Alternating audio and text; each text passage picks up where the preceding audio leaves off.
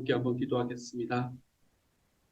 사랑하는 하나님, 하나님께서 저희들에게 하나님의 잔치를 베풀어 주시고 그 잔치의 자리에 우리가 굳이 들어가지 않아도 되는데 그럴 자격도 없고 하나님 어떨 때는 그럴 마음도 없는데 하나님께서는 그 영광의 잔치에 우리를 끝까지 초대하시는 분이 되어주시니 감사합니다. 주님께서 우리를 위해서 베푸시는 그 잔치의 자리에 하나님의 우리가 서 있는 순간마다 하나님께서 우리와 함께 하여 주시고 우리가 그 자리에 서 있는 순간마다 아버지께서 우리에게 주시는 그 하나님의 집에서부터 흘러나오는 사랑의 물결을 경험할 수 있는 하나님의 사람이 되게 하여 주시고 주님이여 그 자리에 우리를 부르시는 그 하나님의 초대에 하나님 올바로 응답해 갈 수 있는 하나님의 사람들이 되게 하여 주옵소서. 나를 사랑하되 비교하지 않고 사랑하시고 조건 없이 사랑하시고 나를 사랑하시되 내가 행한 어떤 일의 보상으로 사랑하는 것이 아니라 하나님의 놀랍고 끝없는 사랑으로 지속적으로 나를 붙드시는 하나님, 그 하나님이 나의 아버지가 되어주시니 감사합니다. 그 아버지의 집으로 갑니다. 주님께서 저희를 안아주옵소서. 모든 말씀 우리 주님 예수님 이름으로 기도드립니다. 아멘. 아멘. 하나님께서 우리에게 주시는 말씀 함께 읽습니다. 아버지에 관한 말씀 오늘도 함께 읽도록 하죠. 같이 읽습니다. 시작. 그가 아직도 먼 거리에 있는데 그의 아버지가 그를 보고 측은히 여겨서 달려가 그의 목을 껴안고 입을 맞추었다. 아들이 아버지에게 말하였다. 아버지, 내가 하늘과 아버지 앞에 죄를 지었습니다. 이제부터 나는 아버지의 아들이라고 불릴 자격이 없습니다. 그러나 아버지는 종들에게 말하였다. 어서 가장 좋은 옷을 꺼내서 그에게 입히고 옷에 반지를 끼우고 발에 신을 신겨라. 그리고 살진 송아지를 끌어내다가 잡아라. 우리가 먹고 즐기자. 나의 이 아들은 죽었다가 살아났고 내가 잃었다가 되찾았다. 그래서 그들은 잔치를 벌였다. 아버지가 나와서 그를 달랬다. 아버지가 그에게 말하였다. 얘야, 너는 늘 나와 함께 있으니 내가 가진 모든 것은 다 내 것이다. 그런데 너의 이 아우는 죽었다가 살아났고 내가 잃었다가 되찾았으니 즐기며 기뻐하는 것이 마땅하다. 아멘.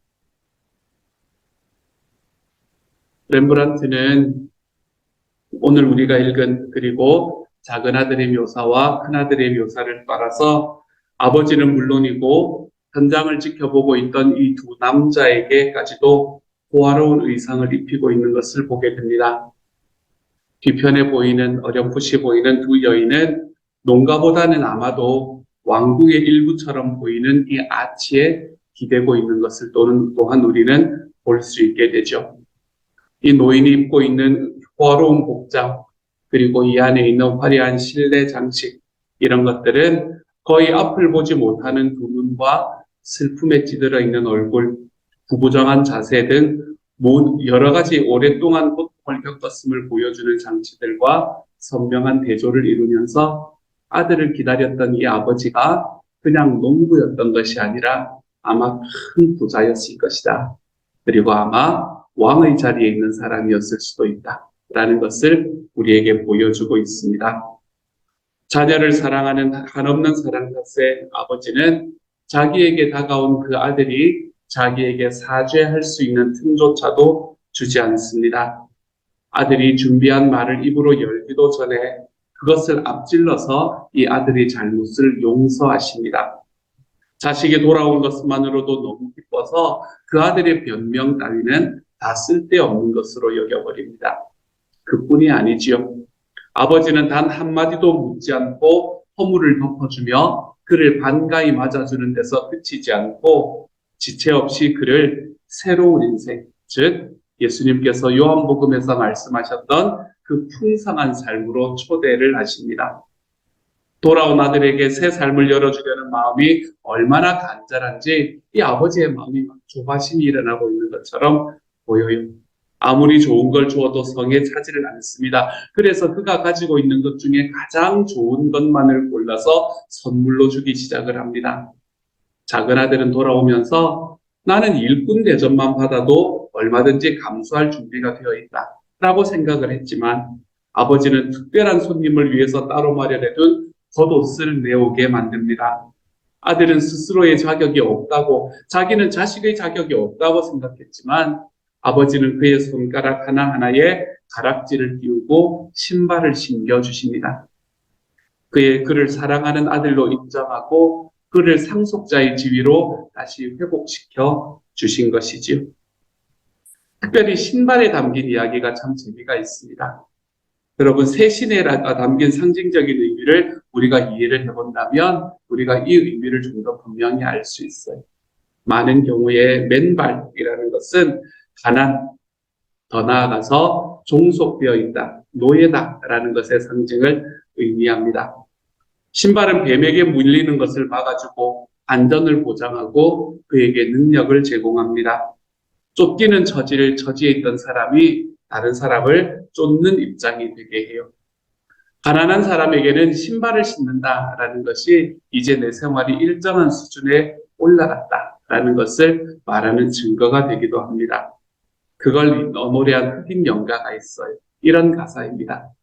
하나님의 자녀들은 모두 신발을 신는다네.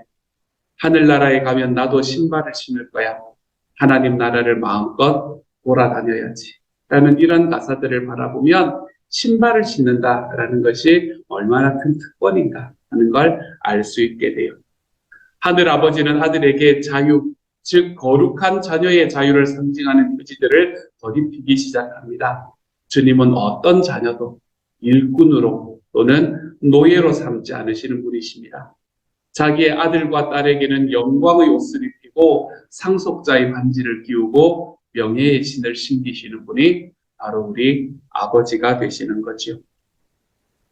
아버지가 이처럼 자기 아들이 돌아왔을 때 성대한 잔치를 원했다라는 것에는 의문의 여지가 없는 것 같습니다. 그 아들에게 아들의 지위를 상징하는 것들을 씌우고 입힘과 동시에 그는 특별 행사를 대비해서 키워온 송아지를 잡는 모습을 우리에게 보여줍니다. 그것만 바라보아도 아버지가 온 힘을 다해서 아들에게 난생 처음 보는 축하연을 베풀고 있다는 것을 우리는 알 수 있죠. 이런 준비를 해라, 저런 준비를 해라 라고 명령을 내리고 나서 아버지는 무엇이라고 외치나 하면, 자, 이제 준비가 되었으니 우리가 먹고 즐기자. 나의 이 아들은 죽었다가 살아났고 내가 잃었다가 되찾았다 라고 이야기를 합니다. 그 즉시 잔치가 시작이 됩니다. 음식이 넘치게 나오고 연주와 춤이 이어집니다. 파티를 즐기는 행복한 소음이 집에서 멀리 떨어진 곳까지 퍼져나가게 되었죠. 여러분, 하나님을 이렇게 잔치를 벌이시는 하나님으로 여러분 생각하시는 게 좀 쉬우십니까? 아니면 좀 어려우십니까? 우리가 가지고 있는 하나님의 모습은 대체로 굉장히 근엄하신 모습입니다. 하얀 수염 이렇게 들이우고 근엄하니 앉아 계시는 하나님의 모습. 근데 하나님은 좀 그렇지 않으신 것 같은 느낌이 참 많이 듭니다. 예수님께서 하늘나라를 이야기를 하실 때에 예수님은 결혼잔치에 빗대어서 이야기를 하십니다. 주인이 있었는데 큰 잔치를 베풀고 사람들을 불러 모았다. 그리고 사람들에게 여기 가서 오라고 저기 가서 오라고 했는데 그 사람들이 오지 않자 길거리에 있는 사람들을 다 데리고 와서 우리 집을 채워라 라고 이야기했다라는 이 예수님의 비유를 바라보아도 예수님께서는 하나님께서 잔치를 호스트하시는 분이다라는 것을 우리에게 보여주고 있는 것 같습니다. 탕자의 비유에서와 마찬가지로 이 결혼잔치의 비유에서도 예수님은 자녀들에게 잔치를 베푸시려는 아버지의 욕구, 그리고 설령 초대받은 이들이 참석을 거부할지라도 기꺼이 파티를 여시고 싶은 이 열정을 우리에게 보여주고 있는 것이지요. 식사를 하러 오라라고 하나님께서는 초대하셨다라고 말하는데, 식사를 한다라는 건 뭘 이야기하는 겁니까? 하나님과 친밀하게 교제하자라는 초대입니다. 이러한 사실은 예수님이 십자가에 돌아가시기 직전에 가졌던 마지막 만찬 장면을 보면 우리는 확실히 알 수 있습니다. 그리고 또한 신약 성경을 마무리 짓는 대목에서는 하나님의 궁극적인 승리를 성대한 결혼잔치로 설명을 하기도 하죠. 이처럼 축하하는 잔치라는 것은 하나님 나라에 속한 일입니다. 주님은 용서하심으로 우리에게 화해와 치유를 허락하실 뿐만 아니라 그런 선물들을 기쁨의 근원으로 끌어올려서 그것을 지켜보는 모든 사람들이 함께 누리게 만드십니다.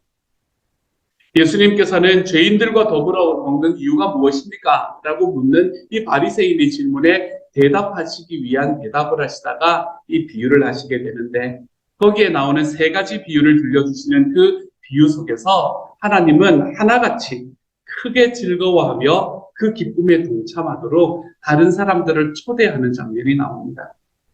양을 되찾은 목자는 나와 함께 기뻐해 주십시오. 잃었던 내 양을 찾았습니다. 라고 말합니다. 동전을 발견했던 여인은 나와 함께 기뻐하십시오. 잃었던 드라크마를 찾았습니다. 라고 외치죠. 탕자의 아버지는 나의 이 아들은 죽었다가 살아났고 내가 잃었다가 되찾았다 라고 선언하며 사람들과 더불어 즐거워하는 잔치를 벌이게 됩니다. 주님은 이처럼 그 안에 있는 기쁨을 혼자 간직하실 생각이 전혀 없습니다. 하나님은 그분이 가지고 계시는 모든 기쁨을 다른 모든 이들과 나누기를 원하시는 분이 바로 우리 아버지시라는 거예요. 작은 아들이 집으로 돌아온 바로 그 순간을 화가는 화폭에 옮깁니다. 아버지의 다른 세 식솔들은 멀찌감치 떨어져서 바라보고 있습니다. 큰아들도 그렇고 나머지 두 식솔들도 마찬가지입니다. 뒤쪽에 있는 마치 유령처럼 서 있는 저 식솔도 역시 그냥 지켜보고 서 있지요. 여러분은 이런 질문을 해본 적이 없습니까? 그러면 과연 그들 또한 이 잔치를 벌이는 아버지의 기쁨을 이해하게 되었을까요? 자신을 안아주시도록 아버지의 품에 자기 자신을 맡기게 되었을까요? 그리고 여기에는 반드시 너무나 중요한 질문 하나가 뒤따라야 합니다. 나라면 어떻게 할까요? 내가 그 자리에 있다면 나는 어떻게 할까요? 나중에라도 아버지에게 대들은 짓을 그만두고 기쁨을 함께 할 수 있을까요? 나라면 어떻게 할까요? 그들은 어떻게 했을까? 나라면 어떻게 했을까? 라는 이 질문은 성경이 우리에게 모든 것을 이야기해 주지 않기 때문에 우리에게는 너무나 중요한 질문이 됩니다. 하나님은 지금 이 자기의 자녀와 함께 있는 하나님의 잔치 자리에서 너무나 크게 기뻐하고 있습니다. 그런데 이 기쁨은 여러분, 세상의 모든 문제들이 다 해결되어서 기뻐하는 것이 아닙니다. 인류가 가지고 있는 모든 괴로움과 고통이 다 끝났기 때문에 기뻐하고 있는 게 아니지요. 허다한 무리가 돌아와서 주님의 의로우심을 찬양하는 까닭에서가 아닙니다. 하나님께서는 잃어버렸다가 찾은 자녀 한 사람 때문에 지금 기뻐하고 있는 겁니다. 그리고 저와 여러분은 그 기쁨에 동참하라라고 부르심을 받았습니다. 우리는 기쁨을 이야기할 때 너무나 큰 것을 생각을 합니다. 한쪽에 조금 나은 일이 있다고 하더라도 저쪽에 좋지 않은 슬픔으로 가득 찬 것을 바라보며 기뻐하기를 주저할 때가 있습니다. 우리는 작고 드러나지 않으며 주변 사람들이 거의 눈치채지 못할 만큼 작은 일들을 가지고 기뻐하는 것, 이런 것에 익숙하지가 않습니다. 우리는 어느새 세상에 있는 슬픔이 너무나 크다고 생각하기 때문에, 세상의 부조리가 너무나 크다고 생각하기 때문에 그 슬픔과 부조리를 껴안고 사는데 적응이 되어서 살아가는 사람들이 되어버렸습니다. 한편으로는 내 삶에 있는 이 작은 기쁨, 한 명의 아이가 돌아와서 하나님께서 크게 기뻐하시는 이 작은 기쁨의 잔치를 볼 수 있는 시력이 약해지고 있습니다. 하나님께 속한 그러나 세상의 어떤 외진 구석에 감추어진 즐거움, 이런 것들을 감지해낼 수 있는 길을 잃어버리고 있습니다. 그래서 늘 불평합니다. 세상은 왜 이렇습니까? 라고 불평합니다. 내 주위에서 일어나는 일은 왜 이렇습니까? 라고 불평합니다. 기쁨을 볼 수 있는 눈이 없어졌기 때문에 그렇습니다. 내 삶을 바라보면서 하나님께서 나에게 주신 것이 무엇인가? 라는 것을 바라보는 눈보다 내 삶에 가지지 못한 것이 무엇인가에 내 눈이 더 갑니다. 그렇기 때문에 기뻐할 수가 없습니다. 하나님께서는 자기의 자녀 하나가 돌아온 바로 그 작은 사실 하나를 통해서도 온 세상을 아우르는 그 큰 잔치를 벌이실 준비가 되어 계시는 분이신데 말입니다. 아버지는 집으로 돌아온 당자가 가져다 준 기쁨에 푹 빠졌습니다. 우리는 거기에서 좀 배울 줄 알아야 됩니다. 내가 가지고 있는 작은 기쁨들을 다른 모든 사람들이 볼 수 있도록 높이 드러내는 법을 좀 배워야 합니다. 그것을 말하고 자랑할 수 있는 삶을 좀 배울 줄 알아야 됩니다. 아직 세상 사람들이 다 돌아오지도 않았고 온누리에는 평화가 깃들지도 않았습니다. 내가 살아가는 삶 속에 모든 고통이 다 사라지지도 않았다는 것을 나는 잘 압니다. 그럼에도 불구하고 사람들이 돌이켜 집으로 돌아오는 것을 보고 그 기도 소리를 들으며 용서하고 용서받는 순간을 감지하고 수많은 소망의 징표를 목격할 수 있어야 합니다. 세상의 모든 문제가 죄다 해결될 때까지 우리가 가지고 있는 기쁨을 보류할 필요는 없습니다. 주변에서 하나님의 나라를 엿볼 수 있는 이 기쁨의 실마리를 볼 때마다 우리는 언제나 즐거워하며 마치 자기의 아들 하나가 돌아왔을 때에 자기의 모든 것들이 다 이루어진 듯 기뻐하시는 그 하늘 아버지의 잔치에 우리는 동참할 수 있어야 하는 겁니다. 이것이 진짜 훈련입니다. 두려울 만큼 어둠이 내 삶에 짙게 깔려 있을 때에도 내가 거기에서도 빛을 선택하는 훈련. 죽음의 세력이 손에 잡힐 듯 보이는데도 내가 생명을 선택해 볼 수 있는 훈련. 거짓에 둘러싸여서 내가 내 주변에 있는 모든 사람들이 거기에 익숙해져 있는 것 같은 상황 속에서도 내가 진리를 택하는 연습. 우리에게는 이런 연습이 필요합니다. 인생사가 너무 서글퍼서 사소하지만 대단히 실제적인 방식들을 통해서는 더 이상 기쁨을 느낄 수가 없을 것만 같은 생각이 들 때가 있습니다. 그러나 기쁨을 선택하는 이 사람은 기쁨 그 자체를 상급으로 받게 된다는 것을 기억하십시다. 수없이 많은 거절과 고난, 상처가 우리 가운데 존재하지만 그 아픔 속에서도 일단 기쁨을 찾는 길을 선택하면 우리의 삶은 곧 잔치가 됩니다. 기쁨은 결코 슬픔을 부정하지 않습니다. 슬픔이 거기 있다는 것을 압니다. 하지만 기쁨은 다만 더 큰 기쁨을 거두기 위한 옥토로 그 슬픔을 삼아낼 뿐입니다. 죄인 하나가 회개하고 돌아올 때 하나님은 무한히 기뻐하신다는 사실. 우리들이 이러한 사실을 가지고 있다는 것을, 우리의 마음을 가지고 있다는 것이 너무나 감상적이다라고 누군가는 비판할 수 있습니다. 하지만 하나님이 그러신 거예요. 내 주변에 너무나 많은 사람들이 아직도 받고 있는데 우리가 가지는 그 기쁨에 관한 이야기를 질문하는 사람들이 있습니다. 하지만 하나님이 그러시는 거예요. 우리의 삶에 있는 가장 작은 것 하나에 하나님께서는 온 세상을 얻으듯이 기뻐하시는 거예요. 주님은 무한히 기뻐하십니다. 이것이 죄인 하나가 돌아오는 것을 보고 무한히 기뻐하시는 하나님이 우리의 아버지라는 사실, 이것이 우리가 가지고 있는 엄연한 현실이 되는 거죠.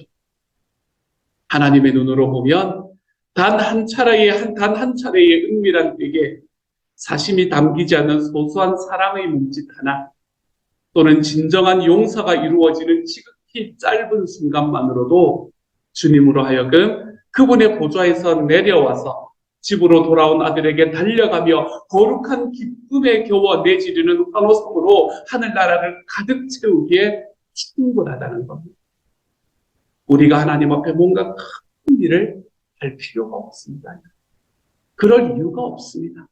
하나님을 만족시키기 위해서 내가 큰 일을 하는 것이 아니라 단 한 차례의 은밀한 베개나 사심이 담기지 않은 소소한 사랑의 몸짓 하나, 진정한 용서가 이루어지는 지극히 짧은 순간, 우리가 이러한 삶의 순간을 하나님 앞에 살아내보는 바로 그때, 그 작은 순간 하나에 하나님께서는 보좌에서 내려오셔서 모든 하늘나라를 다 뒤집어 엎을 만큼 큰 소리로 내 아들이 돌아와, 내 딸이 돌아와, 같이 기뻐하자 라고 이야기하시는 분으로 변해 가신다는 것을 우리가 좀 마음에 깊이 깨달으며 살아갈 수 있기를 소망합니다. 그렇다고 예수님은 이 세상을 그냥 버려내시는 분이 아닙니다. 마지막 페이지로 돌아가시면 넘겨주시면 좋겠습니다. 예수님께서는 세상에 대해서 말씀하실 때마다 대단히 현실적인 시각을 우리에게 보이셨습니다. 전쟁과 소동, 지진과 역병, 기근, 박해, 투옥, 배신, 미움과 모함 이런 것들이 이 세상에 가득하다라고 일일하게 고명하셨습니다. 그건 거기에 그대로 있습니다. 세상의 어둠을 대표하는 이런 징조들은 언젠가는 깨끗이 사라질 것이다 라는 이야기를 한 번도 하신 적이 없습니다. 그럼에도 불구하고 그 한복판에서도 우리의 삶의 가장 작은 일로 인해 한없이 기뻐하시는 이 하나님의 기쁨을 소유할 수 있는 가능성은 우리에게 항상 열려 있습니다. 사랑하는 여러분, 우리의 삶에 일어나는 가장 작은 일에 기뻐하며 살아갈 수 있는 하나님의 사람이 되십시오. 하나님께서 우리를 초청하시는 그 작은 초청에 응답함으로 하나님의 기쁨을 우리의 삶에 맛보아 알아 살아갈 수 있는 주님의 사람들이 되어 가십시오. 그래서 우리의 삶에 있는 것들 중에서 내가 받지 못한 것들, 가지지 못한 것들에 눈을 두는 것이 아니라 하나님께서 나에게 이미 주신 것들, 하나님께서 나에게 이미 베푸신 것들에 나의 눈을 돌리며 살아갈 수 있는 하나님의 사람이 되십시오.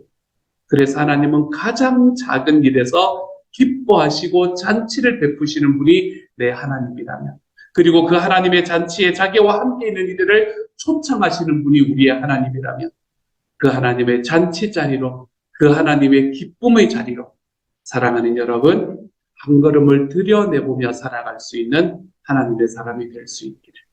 그래서 오늘 하루 우리가 살아가는 우리의 삶의 이 고백이, 하나님, 주님께서 저에게 이러한 것들을 주심에 감사합니다. 그것이 저에게 얼마나 큰 기쁨인지 모릅니다. 우리 하나님 앞에 이러한 고백으로 가득하게 채워지는 오늘 하루가 되어가 보시기를 우리 주님의 이름으로 축복합니다. 함께 한번 기도하도록 하죠. 하나님은 잔치를 베푸시는 분, 그 잔치에 우리를 초대하시는 분, 사랑하는 하나님, 우리가 그 하나님의 잔치에, 기쁨의 잔치에 한달음에 달려갈 수 있게 하여 주십시오. 내 삶에 일어나는 모든 것들이 다 해결되고 난 다음에 일어나는 잔치가 아니라 하나님, 우리의 삶의 가장 사소한 것 하나에서도 가장 큰 기쁨을 보여주시는 우리 아버지가 지금 베풀어 놓고 계시는 그 잔치의 자리에 하나님, 우리의 발걸음을 디뎌내 볼 수 있는 하나님의 사람이 되도록 주여 도우시고 함께하여 주옵소서. 세상의 모든 문제가, 내 삶에 있는 어떠한 문제들이 나의 어깨를 잔뜩 짓누르고, 사랑하는 하나님, 그것으로 인해서 내가 어떻게 해야 될지 알지 못하는 하나님, 그러한 삶에서 살아가는, 삶의 어려움과 아픔에서 힘들어하는 모든 이들에게 하나님이여, 내가 가진 것들에 눈을 돌릴 수 있는 영성을 주시고, 그것으로 하나님이 얼마나 기뻐하시는 잔치를 베푸시는지를 보고 느낄 수 있는 삶의 여유를 허락하여 주옵소서. 모든 말씀 우리 주님 예수님 이름으로 기도드립니다. 아멘. 다니엘 금식 제18일입니다. 사단의 주례밭을 피하려면. 내가 또 말합니다. 여러분은 성령께서 인도하여 주시는 대로 살아가십시오. 그러면 육체의 욕망을 채우려 하지 않을 것입니다. 갈라디아서 5장 16절 말씀. 오래 전에 이런 기사를 읽었습니다. 2005년 7월 경기도 연천군 인근 야산에 남편 홍모 씨 등 4명이 승용차를 타고 들어가 철조망 2곳을 넘나들며 산나무를 캐다 사고를 당했다. 당시 승용차 세운 곳에서 130m 떨어진 곳에 주례 폭발 위험성을 알리는 경고 표지판과 철조망이 설치돼 있었지만 하씨 일행은 이를 보지 못했다. 그래서 그 사고 이후 그곳의 육군 부대장은 아래와 같은 경고 편말을 다시 붙였다고 합니다. 산나물이 당신의 생명보다 귀중할 수 없습니다. 이곳은 쥐레가 많은 지역입니다. 하씨 일행은 경고판을 보지 못했을까요? 혹시 보긴 보았으나 그 경고를 가벼이 여겼던 것은 아니었을까요? 어찌되었던 간에 경고판은 있었고 철조망도 있었으나 그 건너편에는 산나물이 많았고 하씨 일행에겐 산나물이 중요했습니다. 결과는 주례를 밟고 큰 사고를 당했습니다. 그 신문 기사를 읽으며 저는 쯧쯧 산나물이 뭐라고 혀를 찼습니다. 그런데 마음속에서 이런 음성이 조용히 들려오는 것 같았습니다. 너라면 다를까? 넌 산나물 말고 다른 것 때문에 철조망을 넘지 않았니? 성경은 사단이 어디에 주례를 묻어놓았는지 명확하게 경고 편말을 세워놓고 있습니다. 이것을 알고도 산나물을 캐러 간다면 산나물이 우리의 영원한 생명보다 더 중요하다고 여기는 것이나 다름없습니다. 당장 눈앞에 산나물이 급해서 하나님의 경고도 무시하고 철조망을 넘다가 사고를 당할 때가 종종 있습니다. 더 먹고 싶은 욕망, 더 가지고 싶은 욕망은 하나님이 세워놓으신 경고판을 못 보게 합니다. 보아도 가볍게 여깁니다. 여기까지라고 아무리 철조망을 쳐놓아도 또 넘어갑니다. 어떻게 하면 우리 삶 속에 세워놓으신 하나님의 경고판을 잘 읽고 안전한 길로 갈 수 있을까요? 어떻게 하면 산나물의 유혹으로부터 정신을 차릴 수 있을까요? 그래서 잠언의 아굴은 이런 기도를 했습니다. 주님께 2가지 간청을 드리니 제가 죽기 전에 그것을 이루어 주십시오. 허위와 거짓말을 저에게서 멀리하여 주시고 저를 가난하게도 부유하게도 하지 마시고 오직 저에게 필요한 양식만을 주십시오. 제가 배가 불러서 주님을 부인하면서 주가 누구냐고 말하지 않게 하시고 제가 가난해서 도둑질을 하거나 하나님의 이름을 욕되게 하거나 하지 않도록 하여 주십시오. 잠언 30장 7에서 9절 말씀. 더 갖고 싶은 욕심, 더 먹고 싶은 욕심 때문에 우리는 철조망을 넘습니다. 사단의 주례밭을 밟습니다. 혹시 사단의 주례밭을 피했다 할지라도 육신으로 배불러지면 주님을 쉽게 부인합니다. 몸에 좋은 산나물이라 할지라도 욕심을 내면 우리의 생명은 위험해집니다. 우리를 안전하게 만드는 것은 철조망이 아니라 하나님의 경고를 읽었을 때 믿고 순종하는 마음입니다. 금식하다 보면 하나님의 경고판이 눈에 잘 들어옵니다. 금식은 육신의 배부름보다는 성령의 배부름을 구하기 때문입니다. 다니엘 금식으로 벌써 18날이 지난 오늘 사단이 우리 삶의 곳곳에 숨겨놓은 주례밭이 다 드러나게 될 것입니다. 묵상을 위한 질문. 때로 하나님의 말씀을 어기고 철조망을 넘게 만드는 유혹은 무엇입니까? 사람마다 다 다를 수 있습니다. 하나님보다 더 끌리고 하나님보다 나를 더 위로해 준다고 여겨지는 것들. 그러나 정신 차려 보면 그것들은 사단의 주례밭일 때가 참 많습니다. 분노로 문제를 해결하려는 습성, 다른 사람을 뒤에서 험담하면서 은근히 즐기는 우월감과 쾌감, 내 뜻대로 다 조정하려는 권력 욕심, 질 것 같으면 도망가거나 숨는 비겁함, 아무리 쌓아놓아도 만족이 되지 않는 탐심, 내 기준으로 옳고 그른 것을 따지다가 결국은 사람을 상하게 하는 자기의, 손해보고 싶지 않은 이기심 등등. 오늘은 잠잠히 내 연약함 속으로 파고들어와 사단이 숨겨놓은 지뢰밭은 무엇인지 드러나게 해주십사 간절히 간구합시다.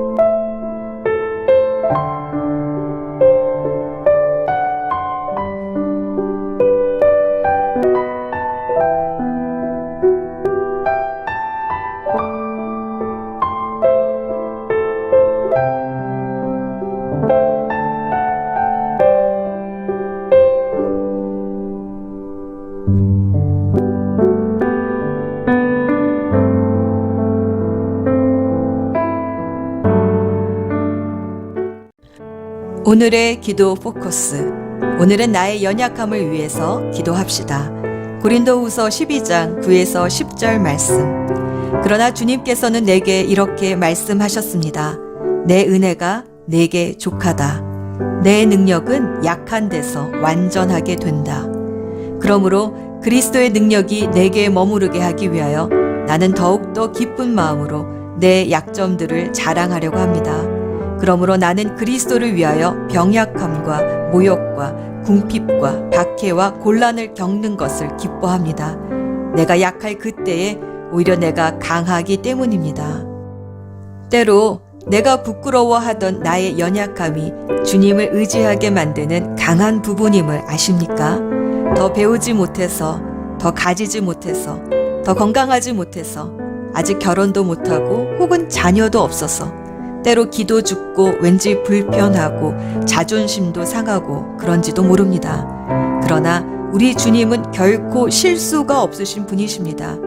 우리는 바울처럼 때로 나의 약점을 자랑해야 합니다. 왜냐하면 나의 약점 때문에 하나님이 나를 쓰시기 때문입니다. 스스로 부끄러워했던 연약함을 오늘은 주님께 감사 기도로 올려드립시다. 주님, 저희에게 이런 연약함을 주셔서 감사합니다. 이 연약함 때문에 주님을 더욱더 의지하니 감사합니다. 하고 기도드립시다.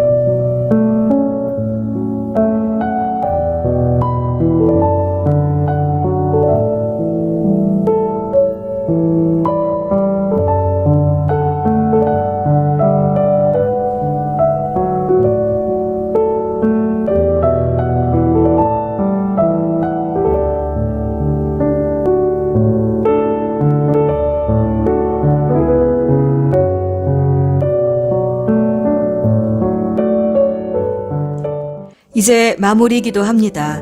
모든 것을 합력하여 선을 이루시는 하나님. 때로 우리 욕심 때문에 철조망을 넘어 사단의 지뢰를 밟아 사고를 당해도 주님은 그곳에 여전히 우리와 함께 하시면서 다시 손잡아 일으켜 주시며 실수를 통해 배우게 해주시니 감사합니다. 우리 삶의 안전 표지판이 되어주신 예수 그리스도의 이름으로 기도합니다. 아멘.